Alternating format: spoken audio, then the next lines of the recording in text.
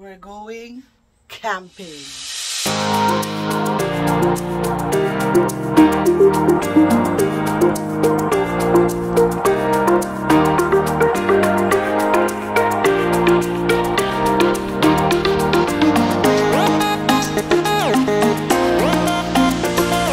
Hello everyone and welcome back to our channel. Currently, andito ako sa loob ng RV.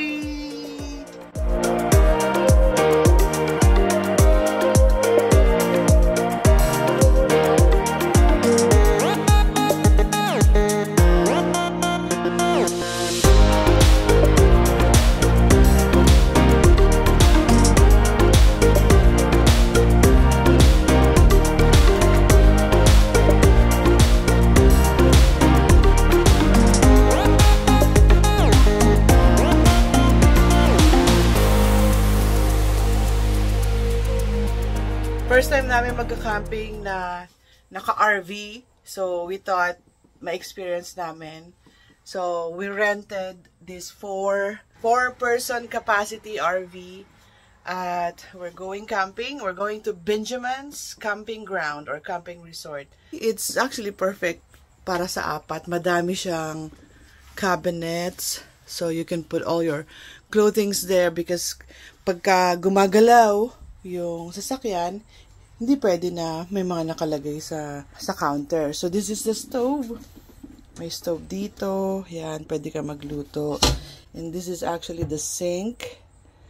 So, pag gumagalaw yung sasakyan, you just cover that, put it down, para maging siyang flat lang counter. So, this one, magiging siyang bed for 4. And then, they also have a fridge para sa charging. Pag yung phone mo wala nang charge. This is perfect. Perfect for 4. Let's go! What's up, everybody? We're going camping! Look, siya lang mag-isa dun.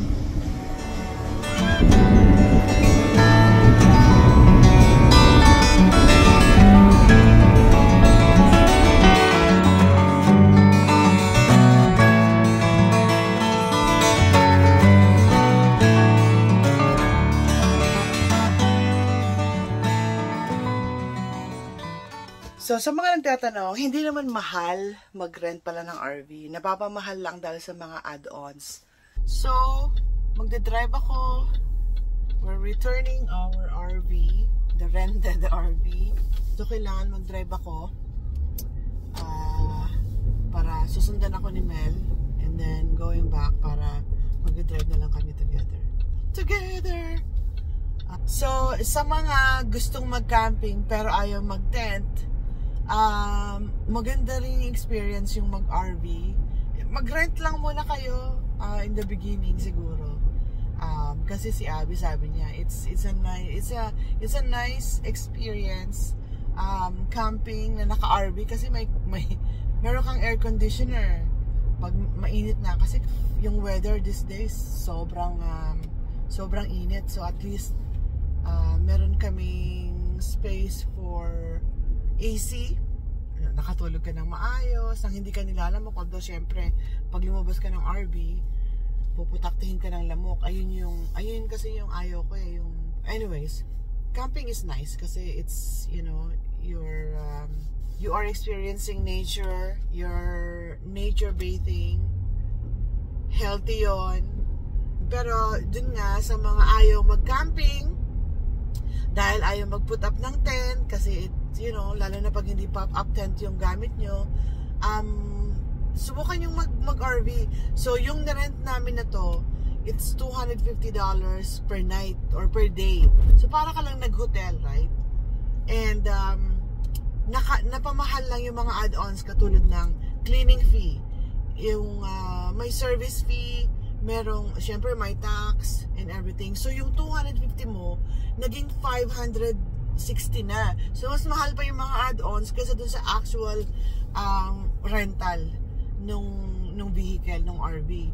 So, yung pumapatak na parang yung one night is around 500 something. sabihin natin 540. Right? So, pero, siguro dahil din, napamahal ng konti, dahil nung nag-book ako nung RV, is parang a week before, or parang less than 2 weeks before ng actual camping namin.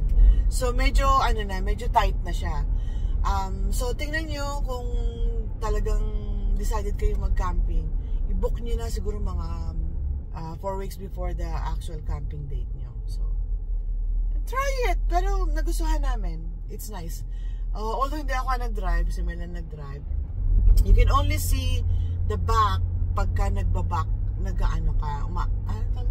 nag-umaatras ka kasi may camera, right? Pero during driving, straight driving, hindi mo makikita yung likod mo, just the side mirror. Pero okay naman daw. It's just like, para ka lang nagda-drive nung truck or nung SUV. Si Mel nagpapagas na siya.